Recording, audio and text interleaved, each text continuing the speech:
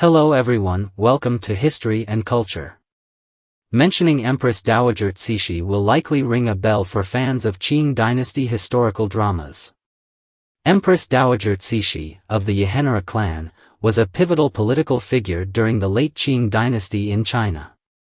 As a concubine of Emperor Xianfeng and the biological mother of Emperor Tongzhi, she was honored with the title Laofoi, Old Buddha, and was also known as the Western Empress Dowager. Cixi frequently ruled from behind the curtain, assuming regency 3 times, and controlled the late Qing regime for an impressive 47 years. She was the de facto ruler during the reigns of Emperors Tongzhi and Guangxu, profoundly influencing the dynasty's political trajectory. Extravagant lifestyle of Empress Dowager Cixi. Historical accounts described Cixi's indulgent lifestyle as unparalleled. Her meals, attire, and daily necessities epitomized luxury and the finest quality. She dined without a fixed location, but each meal involved a meticulous and grand ritual. First, 3 large tables would be set with white cloths. Eunuchs, stationed in the courtyard, would pass in food boxes filled with dishes.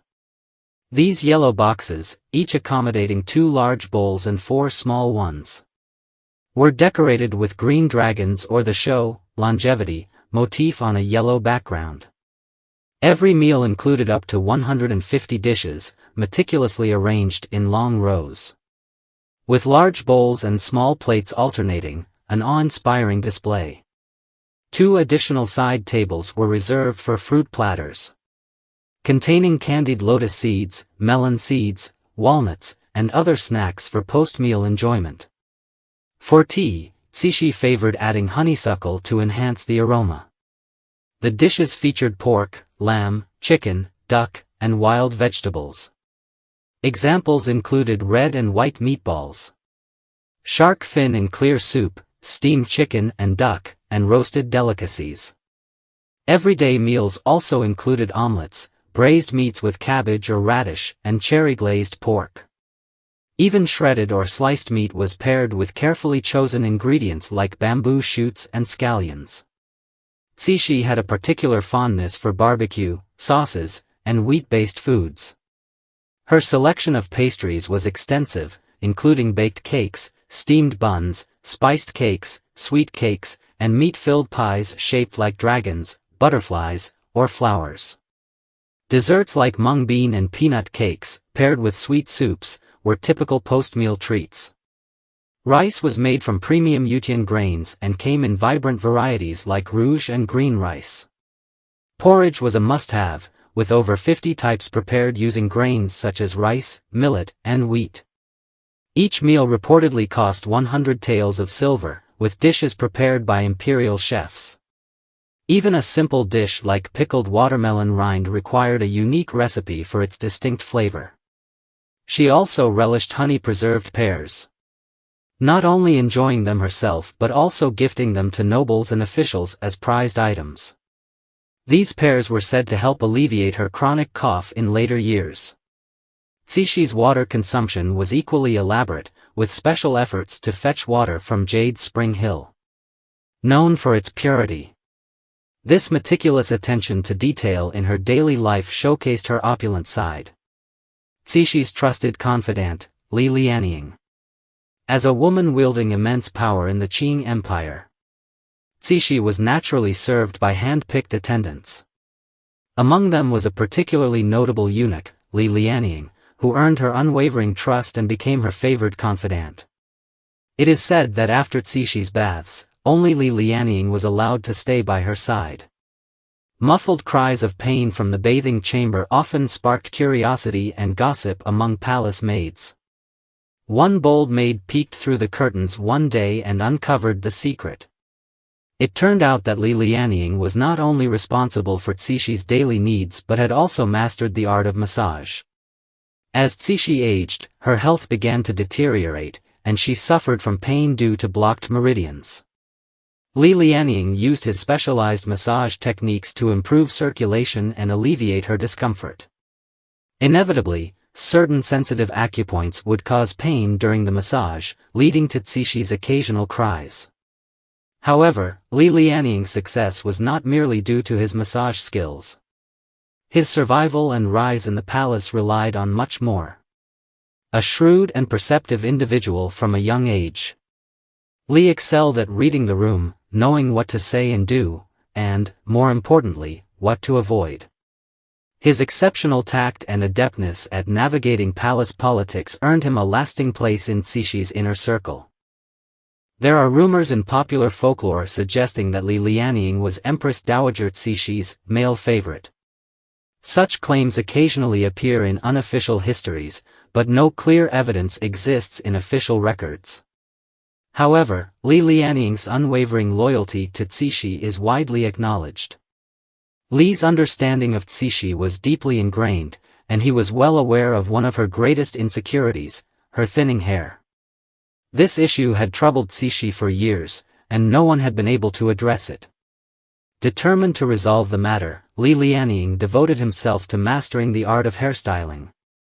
He spared no effort, investing considerable time and energy. He even ventured outside the palace to visit brothels, where he sought inspiration for innovative hairstyles. Li went as far as using palace maids as models, practicing repeatedly until he had honed his skills to perfection. According to historical accounts, Li learned some ingenious techniques, such as attaching a piece of cat fur to his sleeve. Whenever he styled Cixi's hair, the fur would catch any loose strands, preventing them from falling to the floor. Through his cleverness and skill, he elevated hairstyling to an art form. Additionally, when Cixi was in low spirits, Li Lianying would go to great lengths to cheer her up. He would tell jokes and sing ditties, often coaxing Cixi into laughter. Her good mood would result in generous rewards for him. Once, upon noticing Cixi's love for flowers, Li arranged for the Imperial garden to be filled with exotic plants. He also frequently placed fresh flowers in her living quarters, ensuring the fragrant scent always surrounded her, lifting her spirits. Historical records indicate that Empress Dowager Cixi became deeply dependent on Li Lianying, to the extent that they were almost inseparable. In the palace, everyone sought to curry favor with him, knowing that offending him was tantamount to offending Cixi herself. However, Li was not without faults. On one occasion, he mishandled a task, provoking Cixi's fury and even her threat to expel him from the palace. Being shrewd, Li knew that the only way to defuse the situation was to show complete contrition. He immediately fell to his knees, begged for forgiveness, and wept while kowtowing. Eventually, he managed to calm Cixi's anger and retain his position. This incident taught him a valuable lesson about what was permissible and further solidified his influence within the court. Li Lianying's story is thought-provoking. In a complex social environment, survival often depends on keen observation and adaptability. More importantly, it requires unwavering loyalty. As for whether Li was a faithful servant or a conniving opportunist, whether he served Cixi with devotion or acted out of self-interest, the answer is nuanced. History, like a mirror, reflects the complexities and dualities of human nature, leaving ample room for contemplation. Some of the scandalous rumors about Li's service to Cixi are, in fact, unreliable. Based on historical records, his duties, such as massaging Cixi or assisting with her bathing, were primarily to alleviate her physical discomfort. These accounts significantly differ from the speculations found in unofficial histories. Li Lianying's success owed much to his intelligence and tact, but the key lay in his ability to navigate the complexities of the imperial court, finding his place and earning Cixi's trust through loyalty. This historical episode reminds us to approach historical figures with objectivity, relying on authentic records rather than subjective conjecture. This is the History and Culture channel.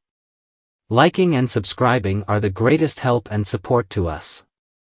Thank you everyone and see you in the next time.